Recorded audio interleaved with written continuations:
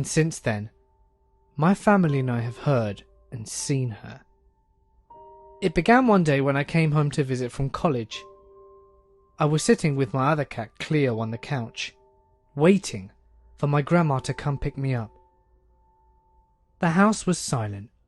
No TVs, no radios, no nothing. It was empty, except for me and Cleo. Or so I thought.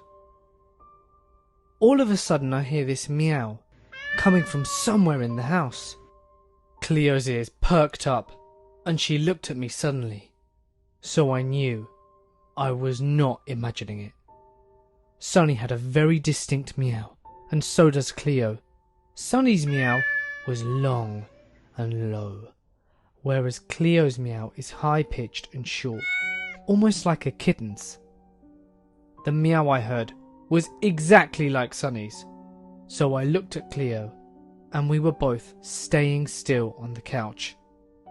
About 10 seconds later I heard the same meow again, and this time I could distinguish where it was coming from. The basement, which incidentally was Sunny's favourite place to hang out, as she was a pretty shy cat. We heard it about 2 more times before it ceased. I called my mum up excitedly and she didn't believe me, of course. That is until she heard it again several weeks later. Since then, we hear it every once in a while. There are no other cats in our basement, by the way, but it makes me happy to know that she's still around. Back in '03, I took my kids to Europe for a vacation. One of our stops was in Pisa, Italy, where we stayed in an old monastery that had been turned into a hostel. That night, we all slept in a dorm room, but since it was off-season, we were the only ones in it.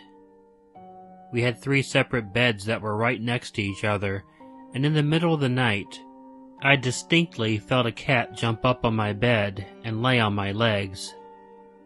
It woke me up. So I looked to see the cat, and there wasn't one.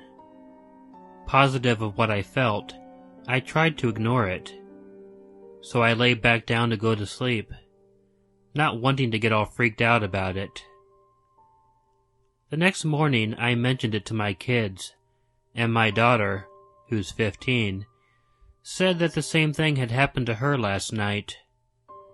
That's the only time something like this has happened to me, and I'm glad it happened to her too to back up my story. We had a cat for many years before we had kids. When we did have kids, the cat got very jealous and angry. It was normally a sweet cat to us, but would ambush my toddler son and began peeing everywhere, which it hadn't done before. It started to be really nasty to everyone.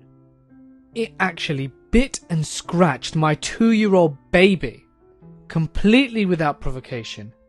It was in one of these ambushes when we decided we could not keep him anymore, and at the time, no shelter would take him due to his age and overcrowding. With great regret, we had him euthanized at the vets. I felt awful, but soon, just as afraid. For about a month I'd see him skulking around the house from the corner of my eye. I would hear him meow in the house every few days. Bearing in mind, there were no other cats in this house. The worst part was feeling him jump on the bed and circle into place between my ankles at night. I could never tell if these experiences were my imagination, a really guilty conscience, grief, or an actual haunting. The sightings and sounds, though, were physically hair-raising, and the chills were real. It all seemingly stopped about 5 weeks after his death. I never felt scared of his spirit, but I felt bad to have seen it. Truly, an angry, confused, sad presence. But not when it came to sleep with me. Then it seemed normal. My husband thought I was going nuts, as he of course saw and felt nothing.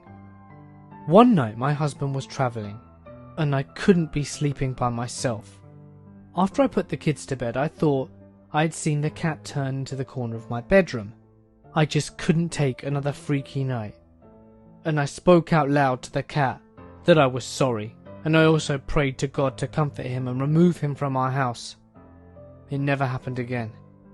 Still, I don't know if this is all real or if it just quieted my grieving mind. I only know that this actually happened.